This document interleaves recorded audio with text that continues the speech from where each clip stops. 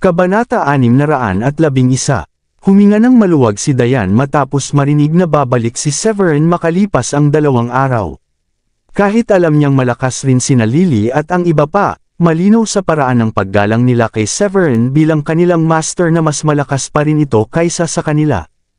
Nag-usap pa sina Severin at Dayan sandali bago nila tinapos ang tawag at natulog. Samantala, may isa pang mag-asawa na nakahiga sa kama ngunit hindi makatulog bandang 1:00 ng madaling araw. Wala ni isa sa mga tawag ni Cain kay Medi ang sinagot, kaya pareho silang may masamang kutob. Matapos ang ilang sandali, tinanong ni Lucy si Cain kung maaaring napatay na ang mga ito. Sumagot si Cain nang may lungkot na hindi niya inaalis ang posibilidad na iyon. Hindi niya makontak ang mga ito kahit hating gabi na, kaya malamang na napatay na rin sila. Nagtaka siya kung talagang ganoon kalakas ang mga babaeng bodyguard ni Severin na kahit wala si Severin ay hindi pa rin kayang talunin ni Medi at ng kanyang mga tauhan. Nag-alinlangan pa si Lucy at hindi makapaniwala. Alam niya na ilang beses na siyang pinalampas ni Severin, pero hindi tiyak kung hindi na ito mawawala ng pasensya at magpasya na patayin silang dalawa.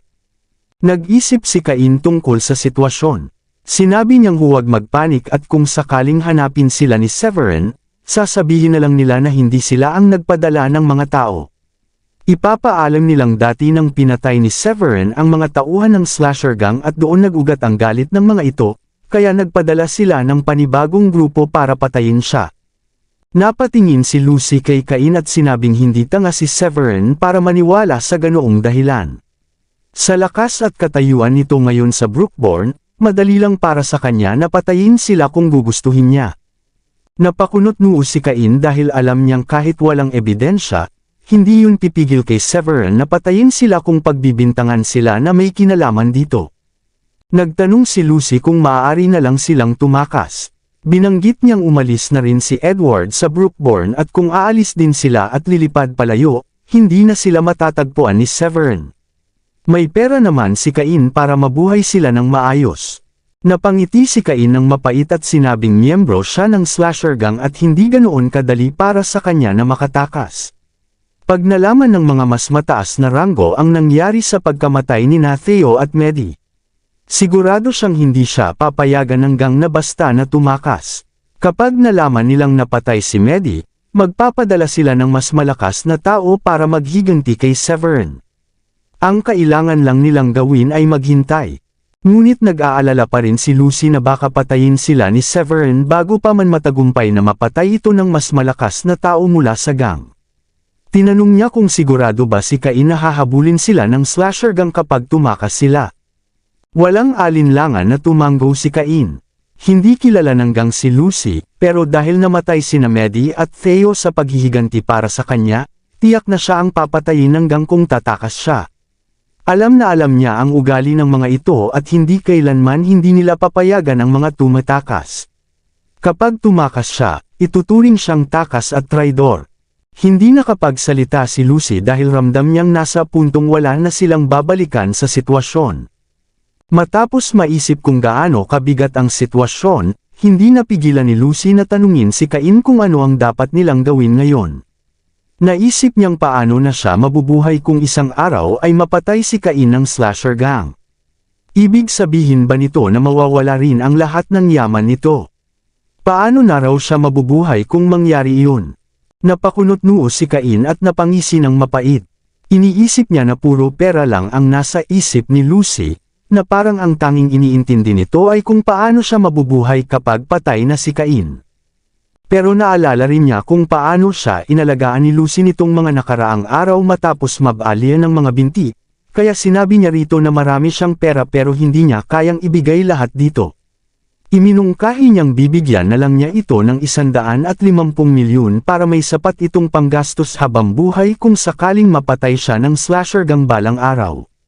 Tinanong niya kung ayos lang iyon. 150 milyon. Napasinghap si Lucy sa narinig at nakaramdam ng matinding tuwa sa kanyang puso. Ngunit pinilit niyang maging kalmado at sinabihan si Cain na napakabuti nito sa kanya. Umaasa siyang mauunawaan nito ang pinanggagalingan niya dahil mahirap para sa mga lalaki na maintindihan ang mga babae.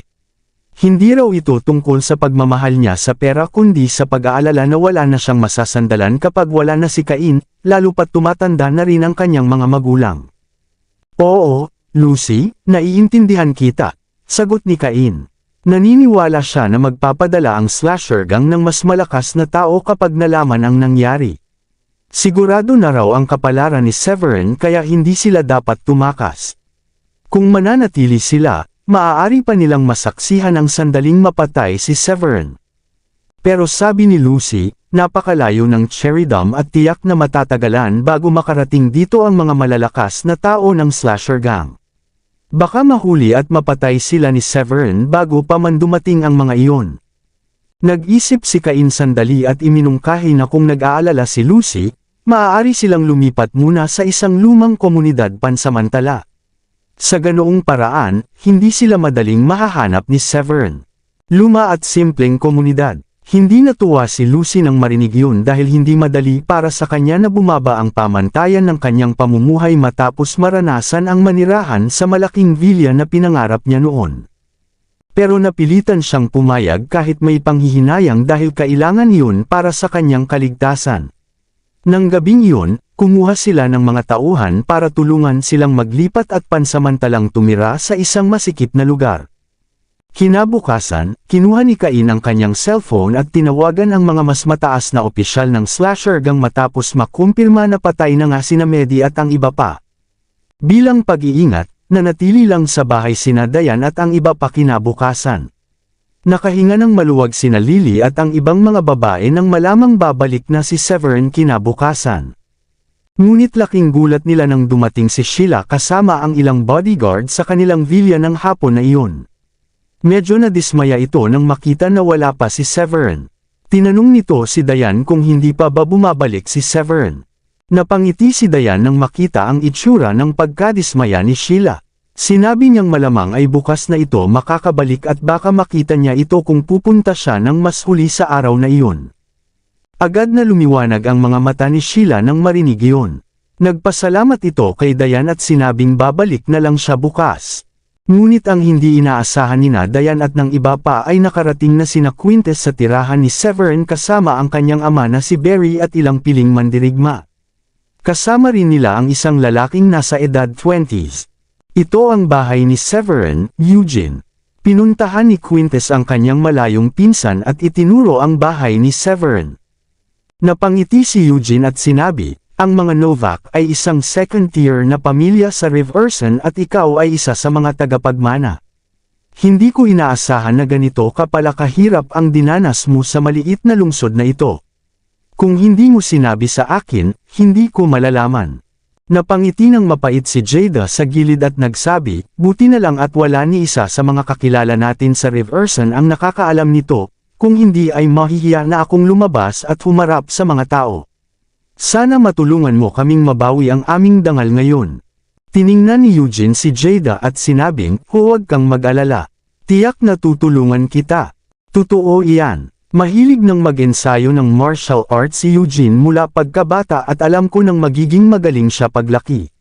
Si Quintes naman ay puro laro lang at hanggang ngayon ay hindi pa rin nagpapakita ng anumang pangakong magtatagumpay. Hindi napigil ang sabihin ni Barry na may matipuno at matatag na tindig. Ano bang sinasabi mo, Dad? Ganun na lang ba talaga kababa ang tingin mo sa akin? Sagot ni Quintes na hindi matanggap ang pamumuna ng ama. Ngunit tiningnan siya ng masama ni Barry at sinabing, hindi ka sana nabuli sa maliit na lungsod na gaya ng Brookborn kung hindi ka ganyang walang direksyon. Puro kain, inom, at aliw lang ang ginagawa mo buong araw. Kung meron ka man lang kahit kaunting galing ni Eugene, hindi na sana ako gaanong nag-aalala. Habang nag-uusap sila, nakarating na sila sa gate ng villa kung saan nakatira si Severin. Lumabas ka dyan, Severin. Si Quintes ito at hinahanap ka. Malakas ang kumpiyansa ni Quintes sa sandaling iyon dahil kasama niya ang kanyang pinsan na isang junior general at warrior king na may mataas na antas ng kakayahan. Kahit pa malalakas ang mga bodyguard ni Severin, naniniwala siyang hindi pa rin sila kayang tapatan ng kanyang pinsan. Quintes, anak ka ng demonyo. Bumalik ka na naman dito. Galit na lumabas sina Lily at ang mga babae kasama si Diane. Nang makita ni Lily na kasama nina Quintes at Jada ang ilang lalaki, agad siyang lumapit at sinabi, "Ang tapang mo talaga, Quintes. Nararapat ka lang bugbugin. Mga babae lang. Iyan lang. At ni hindi man lang sila kinaya ng mga bantay ninyo." Tiningnan lang ni Eugene ang grupo nina Lily at nagsalita ng walang pakialam. Sa kanyang pananaw, mas mataas lang ng kaunti ang kakayahan ng mga babae kaysa sa karaniwan, at sa lugar na gaya ng Brookborn, mas kakaunti ang mga warrior king. Agad na sinabi ni Quintes, "Oo, itong mga babaeng ito. Kahit ang pinuno ng aming mga bodyguard ay hindi kayang tapatan sila. Kahit na wala pang kumikilos sa mga bantay namin, kita ko na hindi sila uubra sa alinman sa mga babaeng ito. Kaya nga humihingi ako ng tulong sa iyo, Eugene." Matapos niyang sabihin iyon, hindi pa rin niya makita si Severin kaya napakunot ang kanyang noo. Tinanong niya si Diane, "Nasaan ang lalaki mo?" "Hehe," tumakas ba siya at nagkubli nang malaman niyang may dala akong mga tauhan ngayon. Sumimangot si Diane at sinabing, "Lumabas si Severin pero babalik siya ngayong araw." Pagkaraan ng sandali ay nagpatuloy siya, "Hindi ka ba nangako ilang araw lang ang nakakalipas na iiwas ka na sa amin at hindi na makikialam? Bakit nandito ka ngayon? Hindi ka ba nahihiya bilang isang lalaki na hindi marunong tumyupad sa salita?" Hindi nagalit si Quintes sa narinig at sa halip ay tumawa. "Haha, marunong akong umangkop sa sitwasyon, kung alam mo ang ibig kong sabihin. Noon ay wala akong magawa kundi magparaya, pero ngayon, tapos na ang maliligayang araw ninyo dahil kasama ko na ang nakatatanda kong pinsan." Tiningnan ni Wendy si Eugene. Maraming junior general sa Dracodem na nakatalaga sa iba't ibang hukbo, kaya't natural lamang na hindi kilala ng mga babae kung sino si Eugene. Nakakunot noo si Wendy at tinanong, "Ikaw ba ang junior general na binanggit ng demonyong si Quintes?" Lumapit si Eugene at magalang na nagbigay galang gamit ang kanyang mga kamay. "Oo, pinsan niya ako. Kung ayaw ninyong makipag-cooperate sa pinsan ko tungkol sa kontrata, ayos lang sana iyon, pero hindi na kailangang bugbugin ninyo siya, paluhurin, pilitin siyang mag-sorry, at patayin pa ang isa sa malalakas na tauhan ng kanilang pamilya. Kailangan kong ipagtanggol ang pamilya ko." Hindi makapaniwala si Diane sa narinig at agad na lumapit para magpaliwanag. "Wala ka bang alam kung anong klaseng tao ang pinsan mo? Binugbog lang siya ng mga bodyguard ko dahil tinakot niya ako at tinangkang pilitin ako. Pagkatapos ay pumunta pa siya sa bahay namin at sinabing papatayin niya kami, kaya hindi mo kami masisisi kung nagdepensa kami. Paano ka naniniwala sa lahat ng kasinungalingan niya?" Agad na tiningnan ni Eugene si Quintes nang nakakunot ang noo dahil kabaligtaran ng sinabi ni Diane sa bersyon ni Quintes. Mabilis na tumutol si Quintes. "Huwag mo silang pakinggan. Puro kalokohan ang sinasabi niya. Lahat ng iyon ay paninira lang at wala siyang ebidensya para patunayan." Bagaman may kutob si Eugene na baka totoo ang sinasabi ni Diane, hindi na siya pwedeng umatras dahil nangako na siyang tutulungan sina Quintes at Barry. Hindi niya naiwasang ngumisi at sabihin, "Tama ang pinsan ko. Paano ako maniniwala kung wala ka namang ebidensya? Isa pa, may fiancé na ang pinsan ko at malapit na silang ikasal. Bakit pa siya mae-engganyo sa isang babaeng may asawa na kung magkakaroon na siya ng magandang asawa?" Matapos niyang sabihin iyon, palihim siyang nagpunas ng malamig na pawis. Hindi pa siya nakapagsinungaling ng ganoon sa buong buhay niya, at bibihira siyang makakita ng babaeng kasing ganda ni Diane. Kaakit-akit ito, at posibleng may masamang balak nga ang pinsan niya rito. Para sa kanya, ayos lang ang kahit ano basta sapat ang ganda ng babae, at kahit may asawa o anak pa ito. Lumapit si Abigail at agad na hinarangan si Diane. "Ma'am, wala nang saysay ang magsalita pa sa mga taong dumating dito para manggulo. Akala ba niya ay napakagaling na niya dahil isa siyang junior general? Sige na, tapusin na natin ang usapan na ito." "Haha, ganyan ang gusto ko." Napatawa si Eugene nang makita si Abigail dahil sa larangan ng digmaan, mas gusto talagang niyang lumaban gamit ang kamao. Matagal na mula nang huli siyang nakipaglaban kaya sabik siyang turuan sila ng leksyon gamit ang kanyang mga kamao. Kung maliitin siya ng mga babaeng ito at kumalat ang balita, malaking kahihiyan iyon para sa kanya. Lumapit si Eugene, at kinuyam ang kamao, at sinabi, "Sige, lumaban ka. Kapag kahit isa sa inyong anim ang nakatalo sa akin, aalis kami agad at ituturing ng bayad ang pagkakautang na ito." Kabanata 615. Arogante masyado. Tignan natin kung ano ang kaya mo. Hindi na nakayanan ni Naomi. Humakbang siya ng isang beses, at kinuyam ang kamao, at pinalabas ang isang bagzo ng espiritual na enerhiya sa kanyang mga kamao.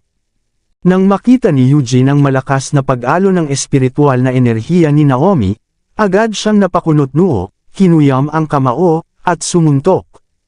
May marahang putok na narinig, at ang puwersa ay nagtulak kay Naomi paatras ng 7 o 8 hakbang bago niya tuluyang na-stabilize ang kanyang tindig. Samantala, 2 hakbang lang na umatras si Eugene. Sa labanang iyon, malinaw na may kalamangan si Eugene. Astig, mas magaling ang pinsan ko kaysa sa mga bodyguard ni Severin. Hindi naman ganun kabobo si Quintus at agad niyang napansin na mas malakas ang kanyang pinsan kaysa sa kalaban. Dahil dito mas gumaan ang loob niya, at iniisip na baka wala pa sa 1/10 na bahagi ng lakas nito ang ginamit sa suntok na iyon. Sa wakas, maaari na silang makaganti para sa kahihiyan na naranasan nila. Nakagaan din ng loob ni Jada nang makita iyon. Gayunpaman, parehong naging seryoso ang ekspresyon ni Naomi at Eugene, na tila hindi inasahan ng bawat isa na ganun kataas ang tagumpay ng kalaban. Karaniwan, ang mga baguhang mandirigma ay may antas ng tagumpay na nasa Level 9 Profound Master o Level 1 Warrior King. Sina Naomi at Wendy ay kabilang sa may mga tagumpay na higit pa sa karaniwan, at mas mataas ang lakas pandigma nila kumpara sa karamihan ng mga junior generals. Kaya naman ipinadala sila ni Warren nang humiling si Severin ng tulong para makahanap ng mga bodyguard. Ngunit hindi inasahan ni Naomi na ang lakas pandigma ni Eugene ay kapantay nila, at ang kanyang tagumpay ay sapat para maabot ang Level 4 Warrior King. Mas mataas ng kaunti ang antas niya kaysa sa iyo, sabi ni Wendy habang nakakunot ang noo, ngunit agad ding ngumiti at nagsabi na huwag kang matakot. Wala siyang magagawa hanggat nandito tayong lahat. Hindi pa rin sumuko si Naomi at sinabing, huwag kang mag-alala. Hindi ko pa nagagamit ang mga suntok ko, at hindi ko pa ginagamit ang espiritual na enerhiya ko sa mga atake. Mas malakas ang pisikal niyang lakas kaysa sa akin, at mas mataas din ang kanyang antas, pero baka kaya ko pa rin siyang talunin. Pagkatapos niyang sabihin iyon, bigla siyang umangat ng ilang metro at sinabi kay Eugene sa ibaba. Hindi ko mailabas ang galing ko dito sa lupa. Ano, lipad tayo sa ere. Sige, ngumiti si Eugene, lumipad agad, at tumapat kay Naomi. Ipakita mo ang galing mo. Grabe, lumilipad sila. Nabigla si Quintus at lahat ng kasama niya sa presensya ng mga taong kayang lumipad. Kayang manatili sa ere ng mga Warrior King ng ilang sandali. Ganyan sila kagaling. Naiinggit din ang maraming bodyguard ng mga Novak. Matagal na naglaban sina Naomi at Eugene, ngunit hindi talaga nakapantay si Naomi sa lalaki. Pagkaraan ng ilang sandali ng labanan, nasugatan si Naomi at bumagsak mula sa himpapawid. Nang makuha ni Eugene ang panalo, natawa siya habang lumipad papunta kay Quintus at tinanong. Natuwa ka ba sa paghihiganti mo, Quintus? Tugon ni Quintus na may halakhak oo, pero hindi pa ito sapat. Sabi mo gusto mong paluhurin ang pamilya ni Severin sa harap ko at sampalan ang sarili nila habang humihingi ng tawad, at nabanggit mo rin na gusto mong baliin ang mga braso at binti niya. Wala man siya dito ngayon, pwede mo munang bugbugin ang mga bodyguard niya at saka mo siya harapin pagdating niya. Walang problema. Matutulungan kitang sirain ang tagumpay ni Severin. Sagot ni Eugene na may ngiti matapos mag-isip. Lalong natuwa si Quintus nang marinig iyon. Kahit na sinabi ni Eugene kanina na hindi siya papatay, masaya na si Quintus na makita si Severin na napapahiya, lalo na kung mapaparalisa siya at masisira ang kanyang tagumpay. Patay na si Severin, at marami pa akong pagkakataon para pahirapan siya sa hinaharap. Malamang ayaw na rin ni Diane sa isang inutil, kaya may tsansa pa rin akong maagaw siya. Umiikot sa isipan ni Quintus ang mga ideyang iyon na labis niyang ikinatuwa. Gagawin ko. Alam ni Wendy ang limitasyon ng lakas ni Naomi, at kung hindi kayang lumaban ni Naomi sa kalaban, malamang na magiging pareho lang ang resulta kahit si Abigail o Lily pa ang humarap. Oh, hindi ka susuko, ganun ba? Bahagyang ngumiti si Eugene habang lumipad pataas at sinabi kay Wendy, kailangan kong aminin, kamangha-mangha si Severin. Hindi ko maisip kung paano niya nagawang kumbansihin ang mga malalakas na tulad niyo na maging bodyguard niya. Tama na ang satsat mo. Halika rito. Kumaway si Wendy sa kalaban na may mapang-udyok na tingin sa mukha. Hiem, akala mo ba natatakot ako sa'yo? Lalo pang lumipad pataas si Eugene, at nagsimulan na silang maglaban.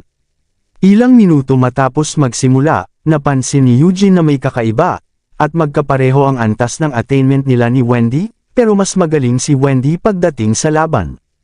Kahit na kayanan niyang tumagal ng ilang minuto, hindi pa rin siya nakalaban ng maayos kay Wendy at tinamaan siya ng malakas kaya bumagsak siya pabalik sa lupa. Umubo siya ng dugo at agad na namutla ang kanyang mukha. Paano nangyari ito? Ayos ka lang ba, Eugene? Agad na lumapit si Quintes na may takot sa mukha, at hindi niya inasahan na matatalo ang pinsan niya. Matapos siyang tulungan ni Quintes na makatayo, sinabi ni Eugene kay Wendy, isa ako sa pinakamalalakas sa mga level 4 Warrior Kings, pero hindi ko akalain na mas malakas ka kaysa sa akin kahit pareho lang ang attainment natin. Hehe, hindi ka rin naman masama, pero nasira mo ang reputasyon mo sa harap namin. Nakakahiya na ang isa sa mga junior general ng Drak Odom ay tutulong sa mga walang kwentang taong ito.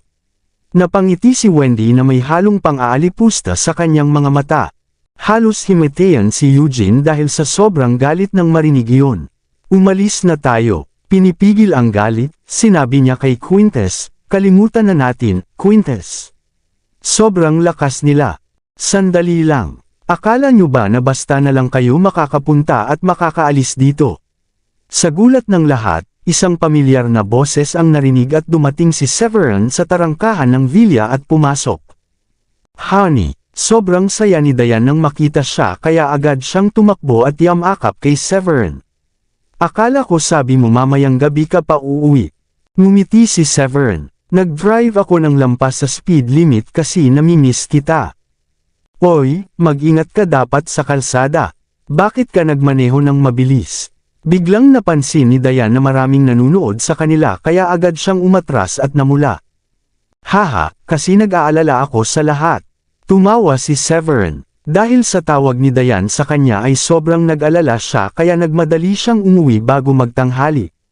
So, ikaw pala si Severin.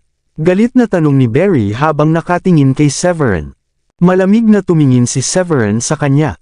Ibig sabihin, ikaw ang matandang bastos. Matandang bastos. Galit na nagngit-ngit si Barry matapos siyang tawaging ganoon. Agad siyang tumitig ng masama kay Severin at sumigaw. Astig ka ring bata ka para tawagin akong ganyan. Siguro sawang-sawa ka na sa buhay.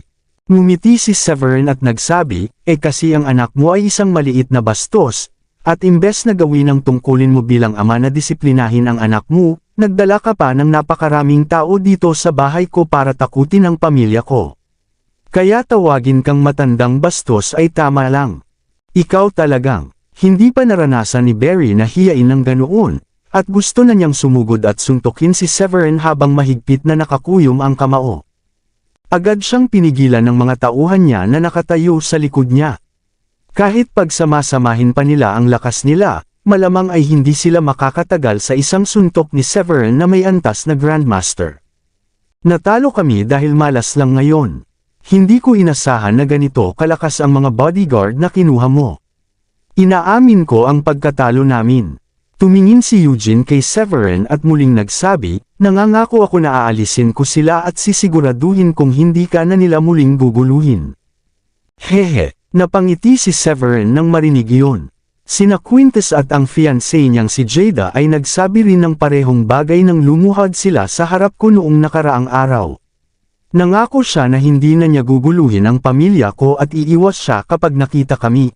Pero heto't pumunta pa rin siya sa bahay ko para hanapin ako. Sandaling tumigil si Severin pagkatapos sabihin iyon at nagpatuloy na may malamig na ekspresyon, walang halaga ang mga salita mo. Paano ako maniniwala sa kalokohan mo? Ano ba ang gusto mo? Galit na tanong ni Barry habang nakatingin kay Severin. Si Eugene ay isang junior general, ngunit tila wala man lang galang si Severin sa kanya. Malamig na sagot ni Severin, sinabi ko na noon na hindi ako magpapakita ng awa kapag bumalik si Quintus para manggulo. Tinatawad ko na siya sa pagtatangka niyang putulin ang pagkalalaki ko, pero sa ngayon na bumalik pa rin siya, wala na akong espasyo para magpatawad. Subukan mo lang. Matalim ang titig ni Barry kay Severin. Tatanggapin ko ang hamon mo. Wala ni katiting natakot si Severin kay Barry. Nang itim din ang mukha ni Eugene at sinabi kay Severin, isa akong junior general, kaya umaasa ako na magpapakita ka ng kaunting galang sa akin ngayon.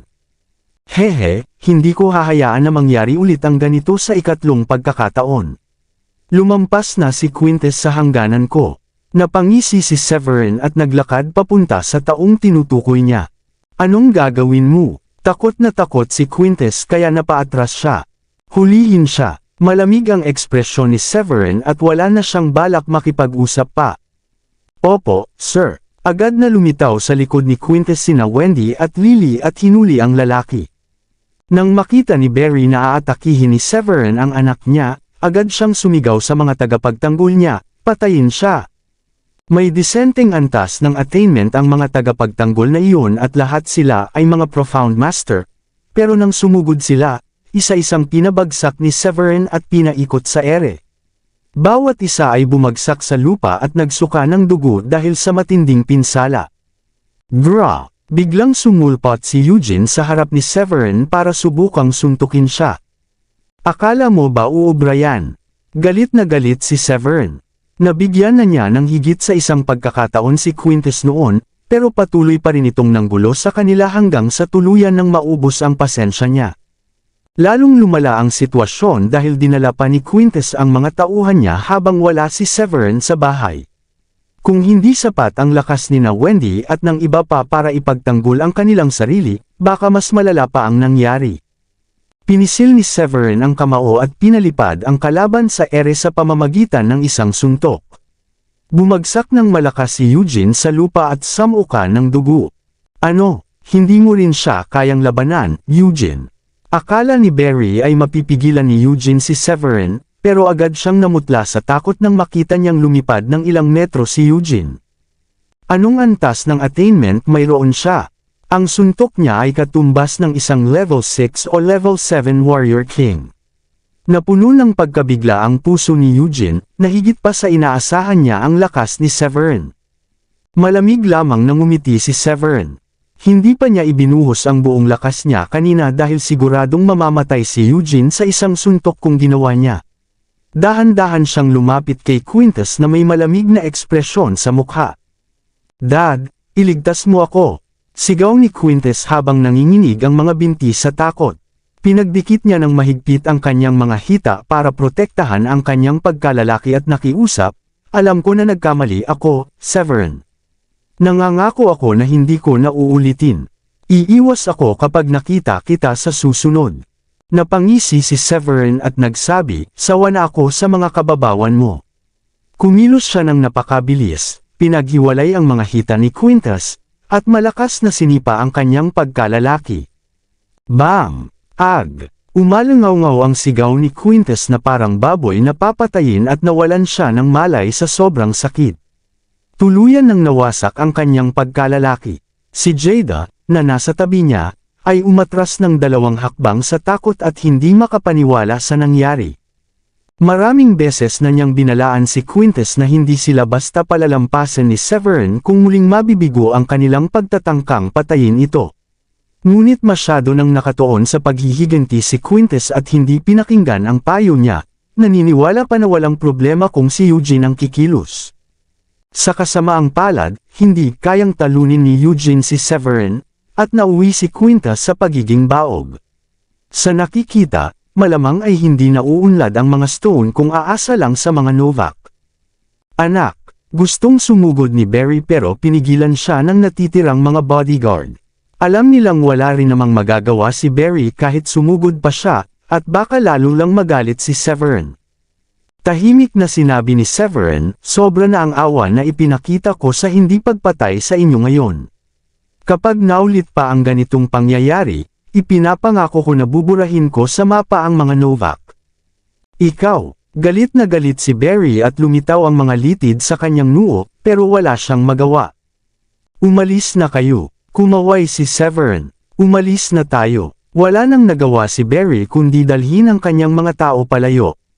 Pinadala niya si Quintes sa ospital para malaman kung baog na nga ito. Sinuri ng doktor si Quintes at sinabi na ang tanging solusyon ay tuluyang pagtanggal ng kanyang ari. Tula lang nakatayo si Barry sa pasilyo ng ospital habang pinapakinggan ang paliwanag ng doktor. Sakto namang dumating si Victor kasama ang kanyang mga tao. Dad si Quintes, baog na siya. Lumapit si Jada at nakakunot ang noo na may matinding pagkadismaya. Pagkarinig nito, tumango si Victor. Naiintindihan ko, maswerte ka pa nga at hindi nagwala si Severin, kung hindi, malamang patay ka na. Pagkatapos ay tumingin si Victor kay Barry. Mukhang kailangan ng ipawalang bisa ang kasal niya kay Jada. Bata pa siya at hindi pa opisyal na ikinakasal. Hindi ko pwedeng hayaan na mawalan siya ng anak habang buhay. Maraming salamat sa lahat ng sumusubaybay. Please subscribe and follow my YouTube and Facebook channel, Filipino Novel. Maraming salamat po. Wala nang nagawa si Barry kundi tumango ng walang sigla. Naiintindihan ko na mabuting bata si Jada, Victor. Pinayuhan niya ako at si Quintes na huwag nang guluhin si Severin, pero hindi namin pinakinggan ang payo niya. Akala namin ay matutulungan kami ni Eugene na makaganti, pero hindi namin inasahan na ganito ang kahihinatnan. Hay! Napabuntong hininga si Victor at saka sinabi kay Barry, uulitin ko lang na huwag mo nang isipin ang paghihiganti kay Severin. Nakakalungkot man, pero hindi natin siya kayang galitin.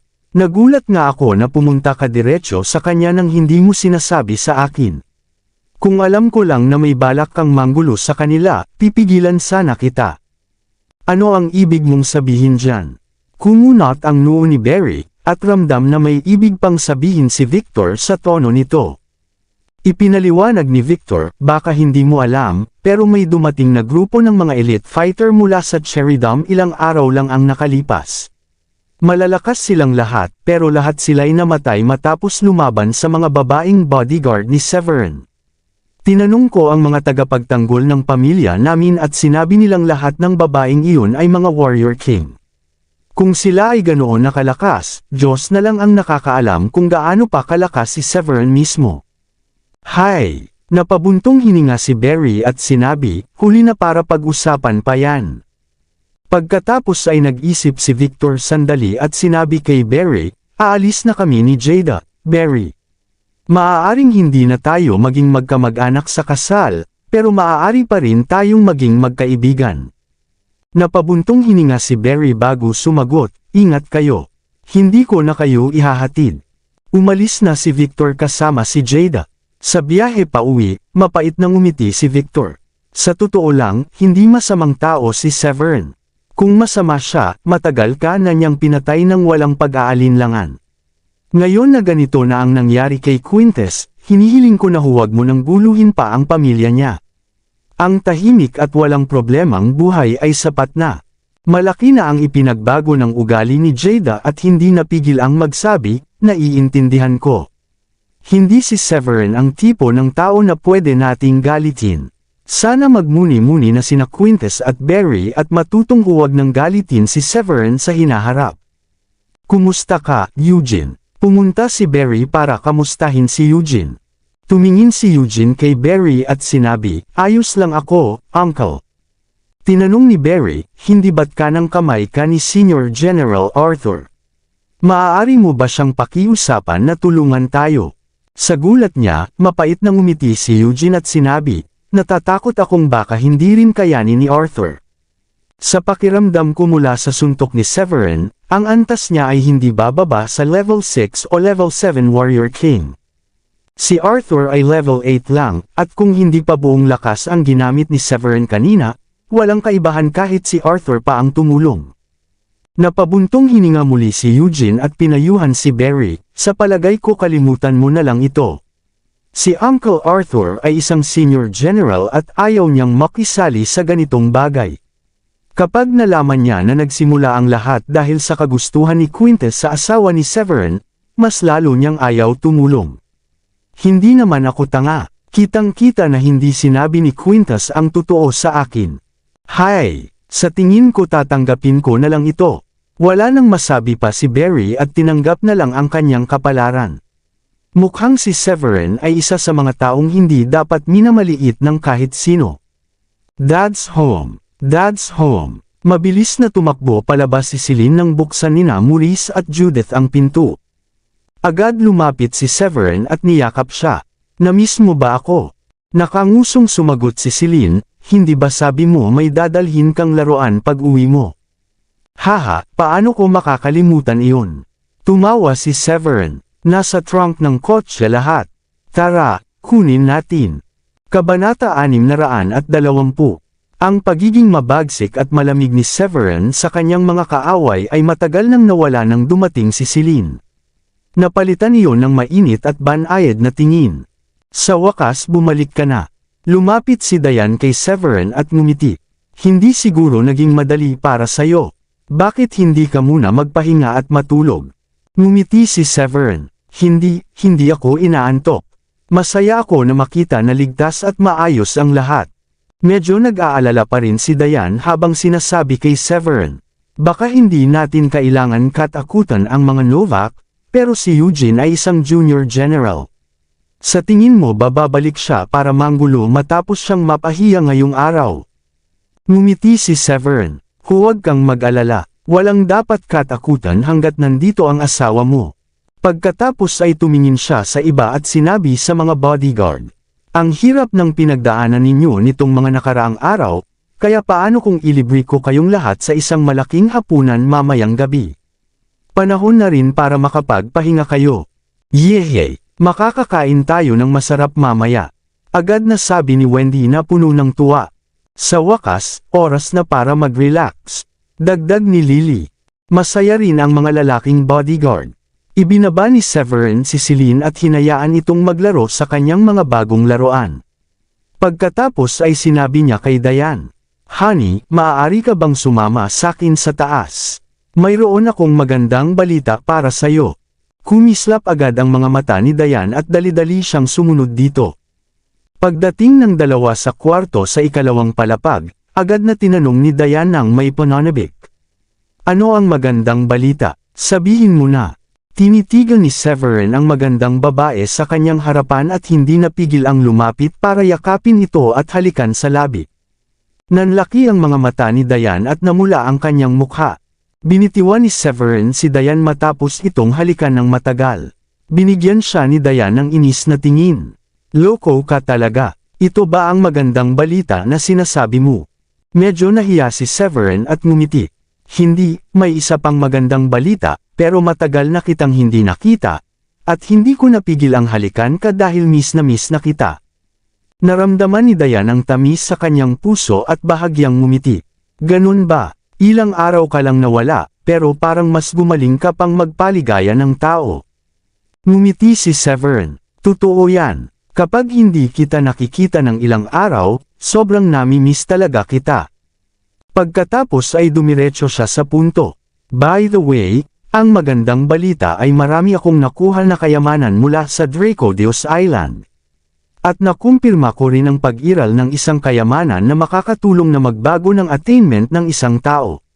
Sinabi ni Uncle Master ko na tutulungan niya akong hanapin iyon, at ibibigay niya sa akin kung dadalhin kita para makilala siya sa 15 ng Agosto sa susunod na taon."